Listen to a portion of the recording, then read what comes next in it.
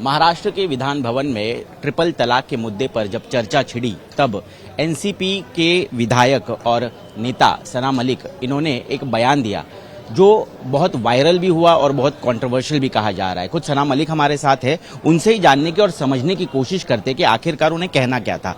Polygamy या बहु विवाह व्यवस्था पर जो बयान आपकी तरफ से दिया गया उसे कई अंगों से देखा जा रहा है। कोई कह रहा है कि आप उसका समर्थन कर रहे हैं, कोई कह रहा है कि पाकिस्तान में वो लागू है तो उसे हमारे देश में भी लागू किया जाए, ऐसा आपका कहना है। आखिर आप कहना क्या चाहती थे?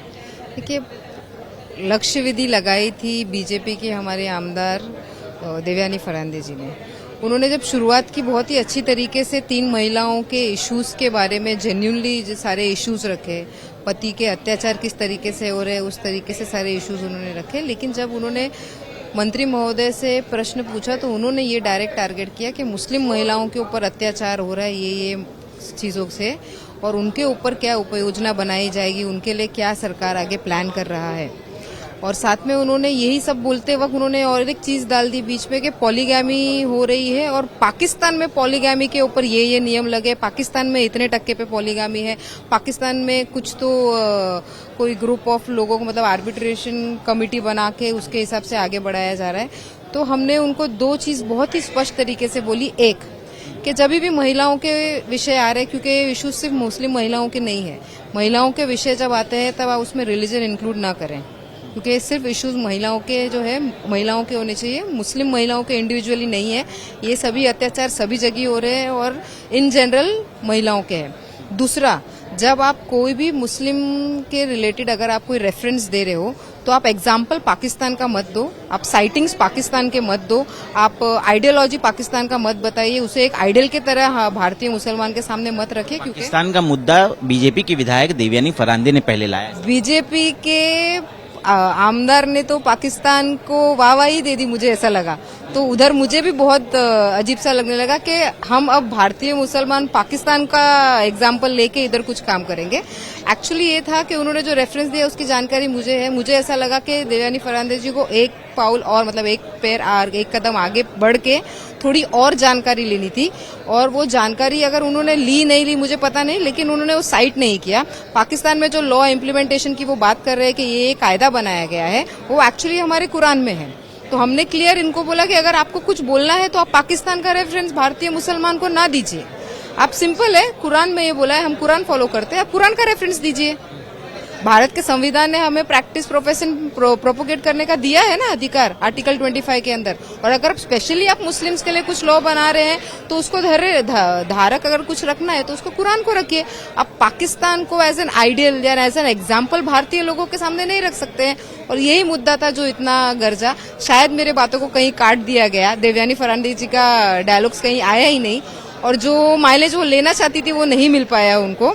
लेकिन उन्होंने जो कहा कि भारत में पाकिस्तान के नियम को लागू किया जाए या पाकिस्तान को एज एन एग्जाम्पल पोर्ट्रे किया, तो मुझे लगता है ये एक महाराष्ट्र असेंबली में बहुत ही दुर्भाग्य की बात रही। लेकिन उस वीडियो में जो बात आपने कही है कि पाकिस्तान में इस तरह की पॉलीगैमी जो है उसे कुरान के तर्ज पर मान्यता मिली है, तो भारत देश में जिस प्रकार के ये कल्चरल प्रैक्टिस है कि लॉ में भी इसका कुछ कुरान में 2 जगह पॉलीगैमी का उल्लेख आता है। एक, keep wives 2, 3, 4, but you have to be justified, मतलब आपको उतना इक्वल रखना है सबको, उतना स्ट्रिक्ट है वो लॉ। और फिर एक बार फिर आता है कि उतना जस्टिफाई आप कर नहीं सकते हो। तो बेसिकली हम मोनोगैमी ही प्रमोट करते हैं। परमिशन और प्रमोशन में फर्क होता है।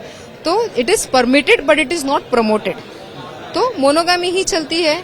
इन वर्स्ट केसेस जब बहुत सारे ये वॉर पे जाते थे, इन दैट केसेस जब बहुत हो जाता था, तभी वो सब रीजंस पे आया गया था। लेकिन प्रमोट और परमिशन में 2 अलग फर्क है। परमिटेड है लेकिन प्रमोटेड नहीं है। तो when you see there are 2 verses in Quran talking about polygamy. One, it says कि if you have that will, you can actually think कि आप सभी वाइफ्स को जस्टिफाई कर सकते हो 100% equally, then you can have. But अगर आप नहीं कर सकते हो, विच वो सेकेंड वर्स में यही आता है आगे कुछ वर्स के बाद, कि ये करना एक्चुअली संभव नहीं है, तो इट प्रमोट्स मोनोगामी। हमारे संविधान में मुस्लिम पर्सनल लॉ में तो इस बात की इजाजत दी गई है। संविधान के हिसाब से you can profess, practice and propagate your own religion. आज हमारे भारत में हमारा मुस्लिम शरिया लॉ एप्लीकेबल है, तो उसमें वो अलाउड है, लेकिन इसका ये मतलब नहीं है कि वो प्रमोट करता है। एंड मैं भी उसमें से नहीं हूं कि मैं पॉलीगैमी को प्रमोट करूं। I believe in monogamy. I myself I am a wife, तो how will I even promote monogamy? तो दैट इज व्हाट। लेकिन उसको अलग तरीके से पोर्ट्रे किया गया, और आप सभी लोगों के जरिए अभी जब डिस्कशंस हो रहे हैं तो क्लैरिटी दी जा रही है। अब इसके ऊपर यूनिफॉर्म सिविल कोड का ड्राफ्ट बिल बनाने के लिए एक रिटायर्ड जज की कमेटी भी स्थापित करने का निर्णय हुआ है। गृह राज्य मंत्री योगेश कदम ने कहा है कि आपकी जो बातें सामने आई, तो कोई भी लॉ जब बनता है या बिल बनता है तो वो धर्म के आधार पर, उसके तर्ज पर नहीं बनाया जा सकता।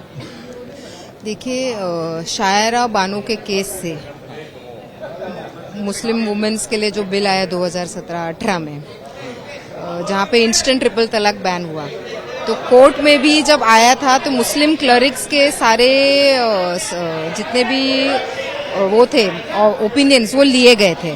तो जब भी ऐसे बड़े कोई लॉ बनते हैं, और स्पेशली जब यूनिफॉर्म सिविल कोड बन रहा है, तो सारे धर्म गुरुओं के सारे जितने भी क्लरिक्स है सबसे लिया ही जाएगा, क्योंकि रिटायर्ड जज की कमिटी बैठेगी।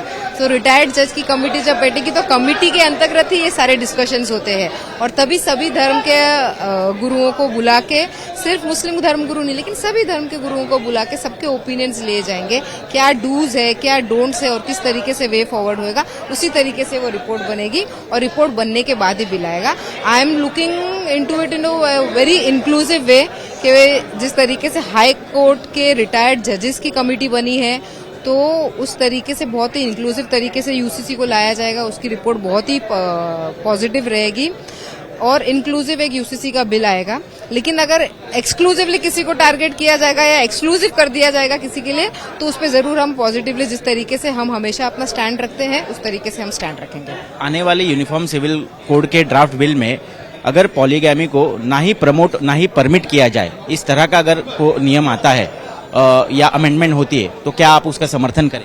I still promote monogamy, so my stand will never change. धन्यवाद। तो जिस तरह वीडियो को दिखाया जा रहा है सोशल मीडिया पर, उसके पीछे की कहानी क्या है वो हमने सना मलिक जी से जानने की कोशिश की, और वो पॉलीगैमी को प्रमोट नहीं कर रही बल्कि उसका खंडन करते ही यहाँ पर नजर आ रही है। कैमरा पर्सन राजू इनामदार के साथ मैं ऋत्विक भालेकर, मुंबई आज तक।